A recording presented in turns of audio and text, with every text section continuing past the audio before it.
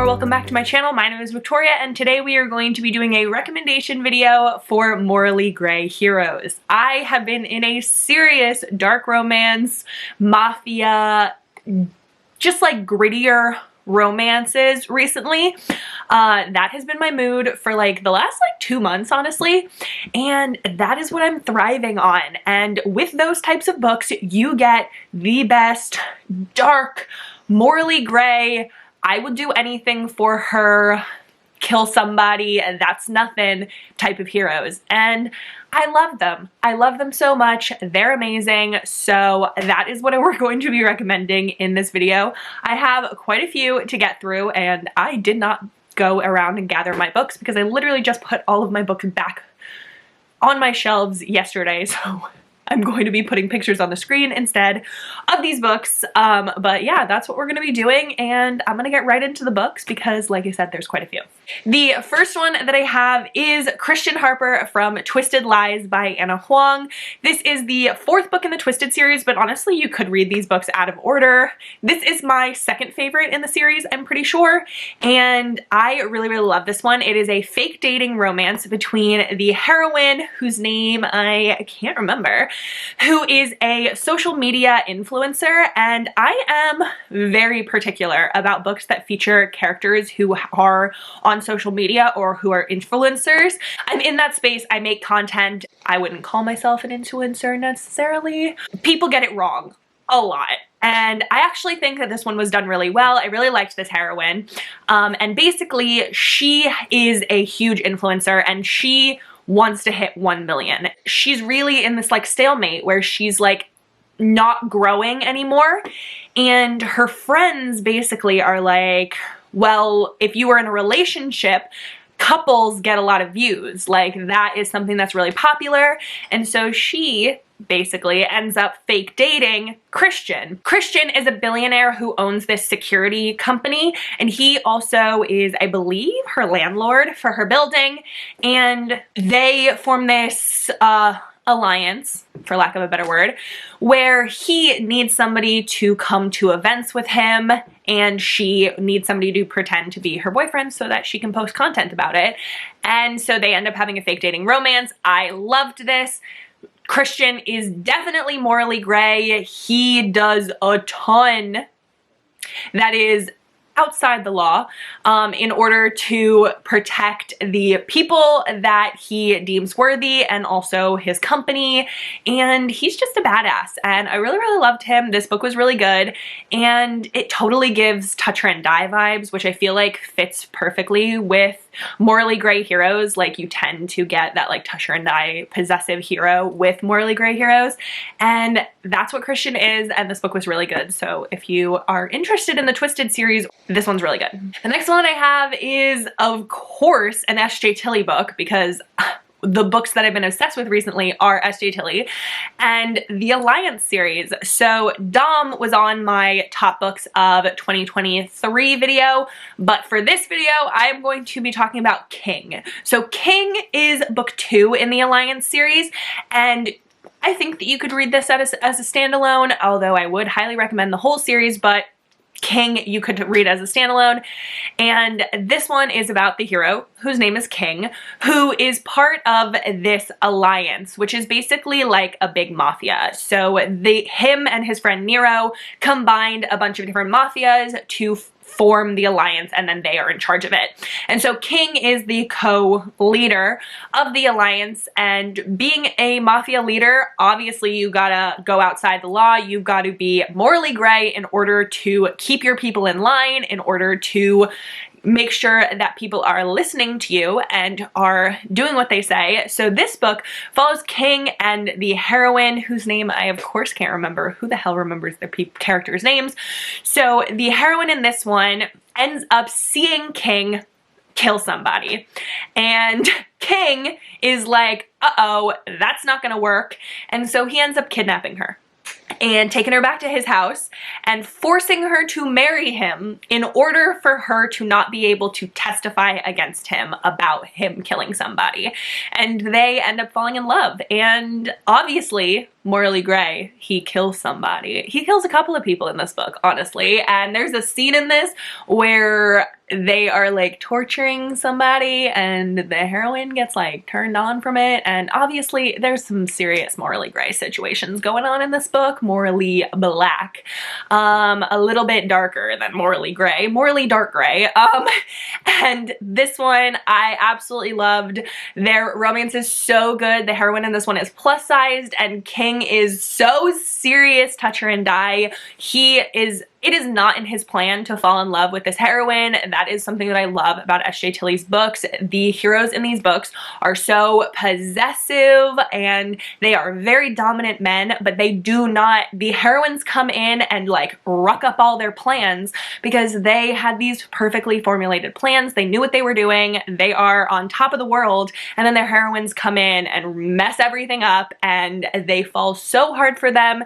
And that is the way it is in King. He falls so hard for the heroine and he will do anything for her, and I love that.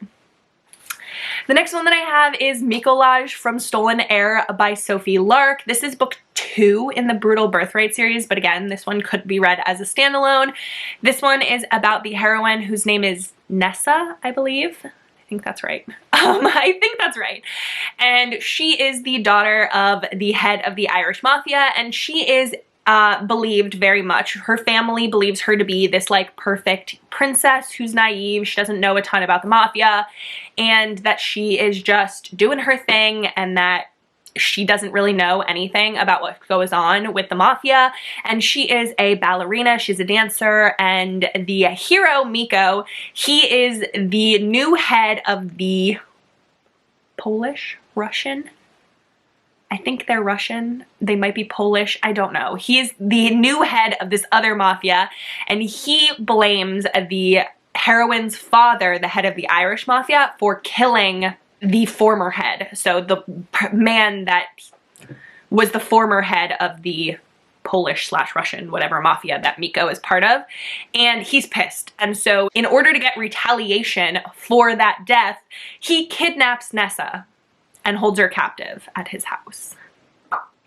And Nessa is so much smarter than people give her credit for, and she is able to figure out what Miko's plans are. She's able to learn his language so without letting him know, so that she can like eavesdrop on him. She's a badass. I love her. And they end up falling in love, and it's so good. And again, Miko, mafia, morally gray. Like, he's got shit to do in order to stay the head of that mafia. He wants to kill people. He has to kill people. He kidnaps, obviously, the heroine. Like, he's got some stuff going on outside of the law. And Nessa loves it. I mean, she and him have this amazing romance. I love them together. He, again, possessive, touch her and die. Oh my god, it's so good. Highly recommend this book. The next one that I have is a Gianna darling, and that is Dead Man Walking, and the hero's name is Priest in this one. Priest and B have such an interesting romance in this one. So in Stolen Heir, Nessa is considered like to be like outside of the mafia. In Dead Man Walking, B is like not involved with the motorcycle club. She's younger, she's out there, and in this one, she falls for Priest, who is the enforcer for the motorcycle club, the Fallen Men, and B is the sister, the younger sister of Lou from Welcome to the Dark Side, and Lou, she's a little apprehensive about B getting with Priest. There's obviously a gigantic age gap, and Priest is considered to be a psychopath. He is, again, the enforcer. He kills a lot of people. He's very violent. He doesn't have the social skills of the other members of the club, and he and B have this amazing romance. I love them so, so much, and in this one, there's also a suspense aspect. There is a serial killer going after people in their town and stalking B also, and it's fucking good. It's so good. And Priest he's a psychopath. He is a psychopath, but he attaches to B so much, and again, the touch her and die is supreme in this one, and I love their romance. And that was a terrible explanation of this book, but I promise it's really good. So the next one that I'm going to talk about is Giacomo from Mafia Virgin by Mila Finelli from the Kings of Italy series. So this is book 5, I believe, in the Kings of Italy series, and I would sort of recommend reading them in order because you do get a lot of things interconnected between the previous ones, but do what you want, do your thing, whatever you're feeling. So this one, like I said, is book 5, and this one is about the heroine whose name is Emma, I think that's what it is. And she is a mafia princess. Her father was the head of a mafia in Canada, I believe, and she doesn't want to be involved in the mafia. That is like not what she wants at all, and she wants to be a doctor. She does not like anything that has to do with the mafia. She doesn't believe in having to kill people. She's like, that's terrible. I want to save people. I want to heal people. She wants to be a doctor. But she ends up being forced to marry a head of a mafia in Italy. The capo de capi, who's basically like the big man, the head mafia of all the mafias, he ends up wanting to end a feud between Giacomo and Fausto, I believe is his name, who is another Italian mafia one. He is the actual hero from book 1 and 2. And the head mafia dude, the capo de capi, he is like, in order to form the alliance, or in order to end this feud, he is going to have Emma, who is Fausto's sister-in-law, marry Giacomo. I hope that makes sense. And so basically, neither one, Giacomo or Emma or Fausto, wants anyone to be married. They're like, no, that's not happening. We're not doing this. But the capo de capi has other plans, and he ends up going to Canada and blackmailing Emma into coming to Italy to marry Giacomo. And he basically holds their loved ones against them. He's like threatens their loved ones in order to force the two of them to get married. And again, they do not want this. They do not want to be married. And he also, on top of forcing them to be married, has the stipulation that they are required to get pregnant within 6 months. And again, neither of them wants to be married. Neither of them wants a baby. But they have no choice. They're being blackmailed. And so they end up getting married. They end up moving in together. And there's a breeding kink in this that's just...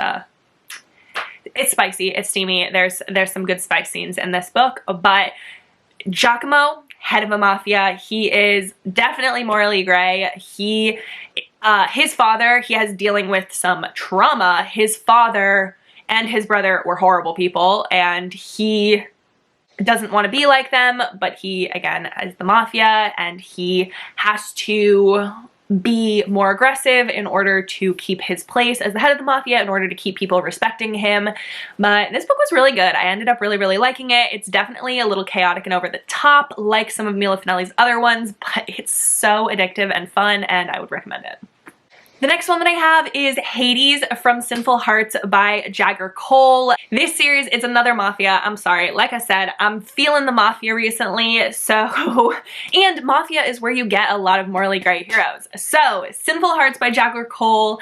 This one deals with the Greek mafia. I had never read a Greek mafia book before, but this series is all about the Greek mafia, and Hades is the brother of the head of the Greek mafia, and he is a very psychopathic type of character. So Hades is considered one of the most dangerous men in New York. He is a kind of, I would call him like maybe like sort of the enforcer for the Greek mafia, and he has some psychopathic tendencies going on, and he is a big fan of some BDSM type of situations, and he is a member of this club that helps people connect. It's a sex club, and helps people connect with the kinks that go together.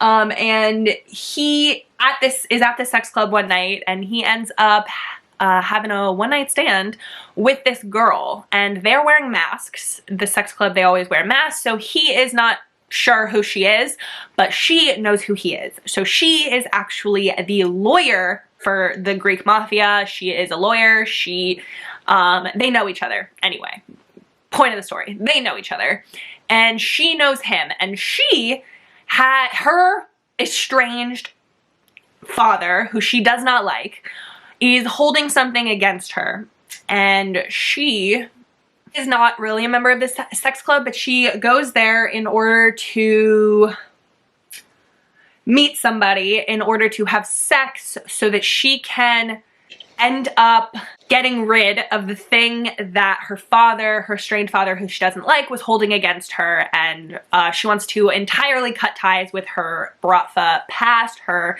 and they end up having sex. And he, Hades, is intrigued by her, and he ends up finding out who she is, and they have a romance, and he is trying to figure out her past, why she targeted him, what's going on, and it's really good. It's really good. I can't say too much because I don't want to spoil anything, because there is some things going on that you find out that are interesting and fun.